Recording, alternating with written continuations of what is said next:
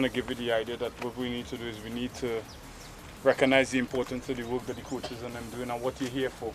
The first thing that you're here for is to enjoy everything. To enjoy playing football, to enjoy being in something that I want us to not take it for granted, that the opportunity that is given to you as young, aspiring sports people, your sport at the moment is football. And something that I want to share with you, because I understand the modern culture now, is I want us to understand that football has gone on from being a sport to now being a business, to being an industry. I've managed to spend 16 years of my life living in England, working in the top league, which is the English Premier League. I've worked there for 6.5 years. So I've been around the best. I know the best. I've sat in the rooms with the best. The Alex Fergusons, Mourinho, I know how they function. I worked at Everton, was the last club I left at. And what I want to say to you, right, because I think you all understand this language more than anything else. The average wage in the Premier League, right, was £60,000 a week. 1 week. For those who could understand what I'm trying to say is, £60,000 a week changes your life into something that can change your parents' life, it can change your life. It's something that is incredible. So it is an opportunity given for you to come out here and enjoy your football, enjoy the work that you're doing, but also to see the opportunity to change your lifestyle and to change what is happening in Trinidad and Tobago. Because what we have in the moment now is we have a lot of fast money, fast cash. Nobody don't want the small money, everybody want big money, so they're doing the wrong things to get the big money. You have an opportunity to say, no, I am going to be the group that is going to change that. I am going to be the group that is going to make a change to Trinidad and Tobago. Because it's not all about money. It's about becoming better people. And I need to help my friend next to me. The way I can do that is by coming here, being early. Being early and being disciplined. Respect for each other. So I must respect the guy that is next to me. Because if I don't have respect for him, then I can't have respect for myself. So we need to respect each other and we need to conduct ourselves in the right way. I see we have a couple of young ladies here. Absolutely fantastic. The more we can integrate and unite as one and enjoy things together, I think it will help. It's not easy at this moment in time because why? There's a lot of financial constraints with the parents. So I understand that everything that we want, we wouldn't get. But that doesn't mean it should stop us from doing what we want to do. Because in my days when I used to play, it was barefooted. I used to play a lot of barefooted football in the streets. Because why? I was born and grew in Coconut Drive, Morvan. I'm from Trinidad and Tobago. That's my heritage. So I know about all the hardships. I understand about not being able to have a pair of boots. I used to wear studs. Hard surface, dry surface, wet surface. Because why? It was the only pair of boots I had. So whatever the conditions was, that was the pair of boots I was going to use. So don't make that an excuse why you should not succeed. Because why? I came up from Trinidad and Tobago just like yourselves. I came up from what they call the ghetto. I came up from Mova. If anybody can say to me now, what is Mova known for? Who will be the first to say? You understand? That's what people say. But I say different. Because I am from Mova. I didn't shoot anybody.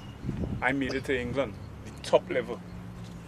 The top level. That's where I was. I was sitting in the same room with your Alex Ferguson, Mourinho. I was there.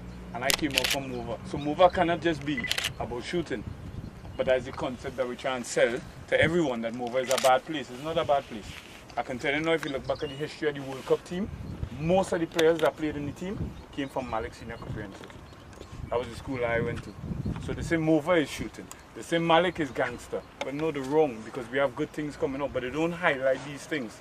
So you have an opportunity here now to come out and make something of yourself.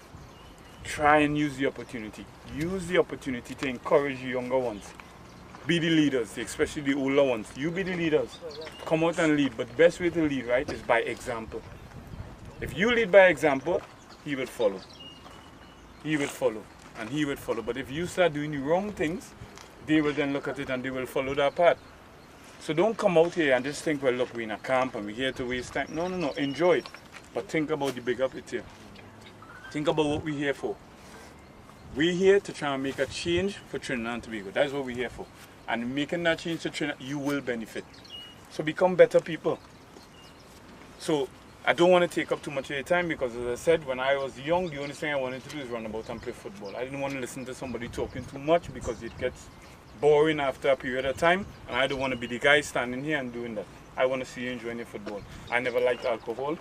so alcohol was not a problem for me, right? But the sacrifices you have to understand that you need to make is, if you have a game tomorrow, now this is a twofold thing, right? And I'll tell you why it's a twofold thing. When I was young, when I was 14, 12, 13, 15, that age, when I was around there, right? I used to run away on a Sunday. Now, I'm not encouraging you to run away and leave your house. That is not a good idea, right? But I used to do it when I was young. On a Sunday morning, I used to jump out the window, go out. I used to go and play one game in the morning in Etihad Savannah, right? So I'm playing at under 15s. 9 o'clock is the first game. The second game is the under 18 team playing. I play with the under 18s as well.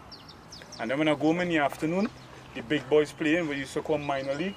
I play in a minor league game in the afternoon. So that's 3 games I play in one day so far, right? And then when I go home in the afternoon, on the block, my brethren and them sweating on the streets. So I'm playing in that as well.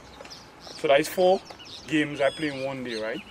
Now in my days, that was my development. I never had the opportunity to come to an academy program for a coach to help me. That was my development. But what we need to understand is once you start going up in your footballing career, you then need to understand what is the right thing and the wrong thing. So the moment you decide that you want to get involved in a sport, and you have to live it, breathe it, sleep it. That has to be your life. So the option of somebody saying to you, you should do something which you know is wrong to hamper your improvement, you need to make that sacrifice and understand I cannot do it. Now my advice to you, and I would like to hope it, alcohol should be a no-no. Because why? The damage it does to the human body. So alcohol should be a no-no. Smoking, drugs, these things and them, these are no-no. These are no-no. These are not part of what, not just be a sport, but as a part of a human being. These are no-nos. So we have to, and that shouldn't be a sacrifice. The sacrifice should be right. See, when my friend is home sleeping, you must be out here working. Because that's how it works. I spent 4.5 years in the army, right? And this is how we used to work. We used to work through the night.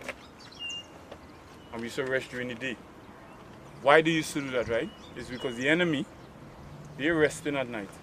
We working at night. So we get an advantage of them. So when your friend resting, I used to go to the Savannah, and my best friend, I don't want to say he was a goalkeeper, but he would go in the goal for me, right? And I used to be in the Savannah, 1 o'clock midday hot sun, right? And me and him, one ball. And I shooting shots at him whole day. He throwing out the ball, and that was my development. But that's because I had a love for football. I could play basketball, I could play cricket. Because in my days it was cricket season, basketball season, football season. But for me, it was sports. So whatever the sport was, I would play. And that was my sacrifice. My sacrifice was I wanted... I'll tell you one thing I want to just leave you with, right? In my time coming up, when I was 12, 13, I was small. I was small, thin. Very small, thin.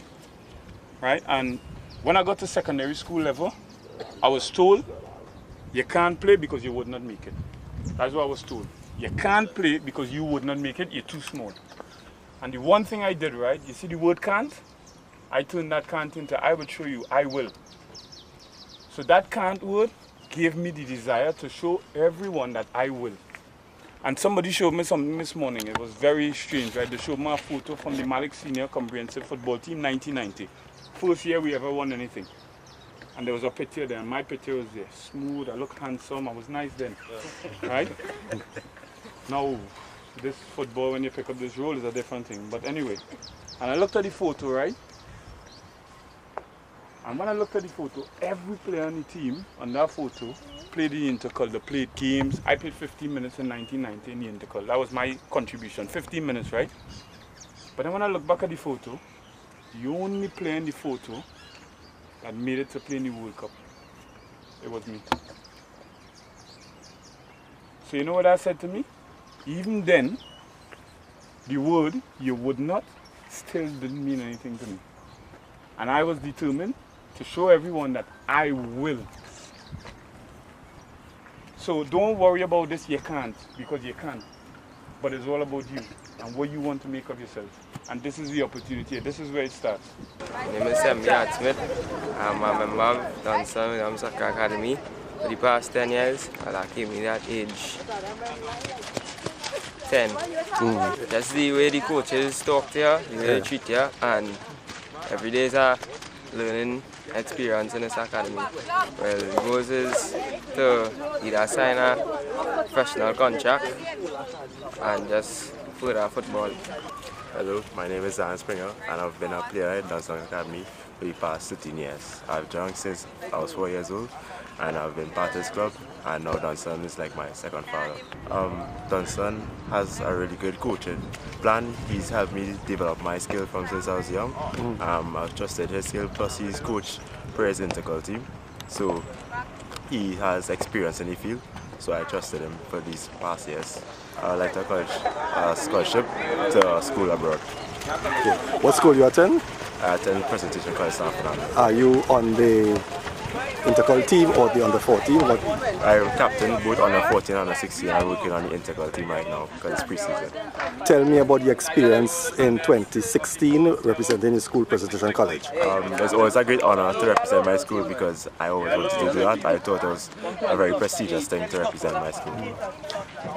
Who or what player do you pattern your skills off of?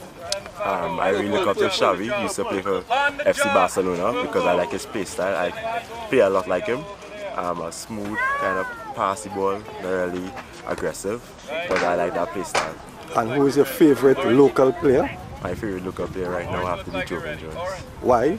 Because he's very composed on the ball and he always gets the job done.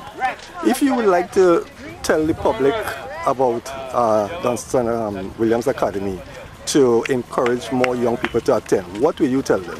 I would tell them to come to this academy because it's one of the best and it can help you develop your football skills to one day be out there.